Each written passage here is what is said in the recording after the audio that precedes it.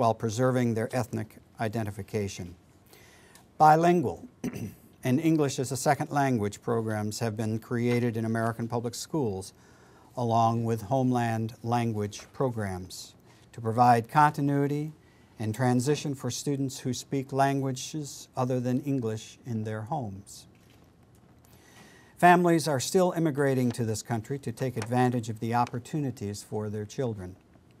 Many come to our schools with limited English proficiency and are able to benefit from these specific programs. In Fort Bend ISD, our students come from families who speak more than 90 different languages and dialects, and 13% of our students are considered to have limited proficiency, which makes them eligible for these programs. The actual number as of September 30th is 9,137 students that include approximately 1,000 increase from last year. So we are a very diverse school district. Although hardworking and industrious, many immigrants worked in unskilled jobs and for long hours with low pay due to the lack of education and language barriers. Through the American schools, their children and their children's children were able to broaden their employment opportunities and increase their lifetime earnings. Remember the vision of John Adams expressed in his letter to his wife in the late 1800s and his hope for education of future generations. At the turn of the 19th century, only a minority of adults had high school diploma. Educational attainment dramatically changed when more than 7.8 million veterans returning from World War II took advantage of the GI Bill to obtain higher education degrees. And the GI Bill was passed unanimously in the spring of 1944 by both houses of Congress. The younger generation of Americans aspired to a way of life that was considerably different from that of their parents. The empowerment of the individual veteran by the GI Bill helped to create the expectation that all Americans can and must have an opportunity to share in the dreams of a college education and its intrinsic value and economic benefit. The success of the GI Bill encouraged legislators to continue to create opportunities to promote social and economic advancement through educational attainment and advanced training. Historically, a good education has paid off, and over the past 30 years, earning differences have grown among workers depending upon levels of educational attainment.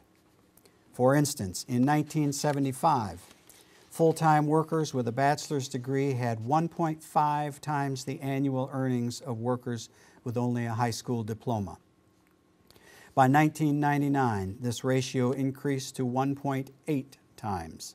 During the same period, the relative earnings of the least educated workers actually decreased. The historical change in relative earnings by educational attainment can be explained by both the supply of labor and the demand for skilled workers. In the 1970s, the premiums paid to college graduates dropped slightly because of an increase in the number of college graduates entering the workplace. This influx kept the relative earnings range among the educational attainment levels fairly narrow. However, as the 21st century marketplace approached, technological changes favoring more skilled and educated workers tended to increase earnings among working adults with higher educational attainment. Simultaneously, the decline in the minimum wage in real value contributed to decreased wages for less educated workers. To dramatically illustrate the differences that develop between workers of different educational levels, I'll share some of the lifetime earnings that can be estimated by a comparison of one's level of education. People who attended some college might expect work-life earnings of about $1.5 million, and slightly more for people with associate's degrees of $1.6 million. A person with a bachelor's degree will earn on average about $2.1 million, about one-third more than workers who did not finish college and nearly twice as much as the workers with only a high school diploma. A master's degree holder tops a bachelor's degree holder at $2.5 million in a lifetime. Doctoral degree level is at $3.4 million, and professional degree holders do even better at $4.4 million in their lifetime. Dramatic differences in educational value. The largest differences in average work-life earnings among educational levels reflect both differential starting salaries and also disparate earning paths over the course of one's lifetime. The earning paths of those with doctoral and professional degrees looks very different from those of workers at other educational levels. At most ages, however, more education equates to higher earnings.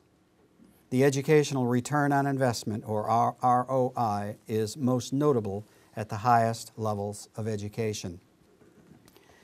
A good education opens the doors to opportunities for young people who lack workplace experience by helping to provide required competencies.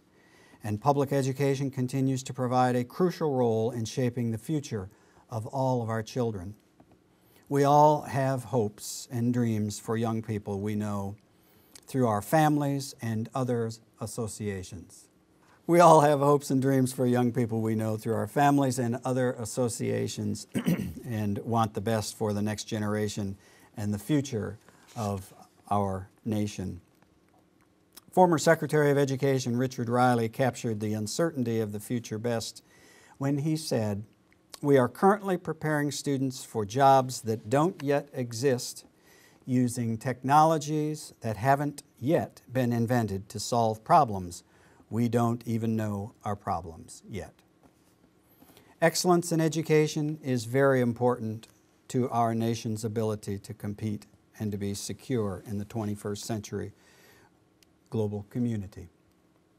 And in preparing our students for the future, our public schools must continually look for ways to implement new technologies and innovative strategies to improve classroom learning. In David Tyak's School, The Story of American Public Education, that is a new PBS series, he said, "Idealized, criticized, and reinvented many times over, public education continues to play a crucial role in how we see our nation and our future. In light of the importance of education in our global marketplace, I ask you to continue to encourage student engagement in the educational process to help ignite the passion in all our young people to learn. Public education provides an opportunity for all children to find successful futures. Be sure to remind them about the return on investment of their education attainment. As you inspire others to value a good education, you will serve an important role in shaping the future." And in closing, I will leave you with the words of legendary Walt Disney, who said, "Our greatest national resource is the minds of our children." Thank you.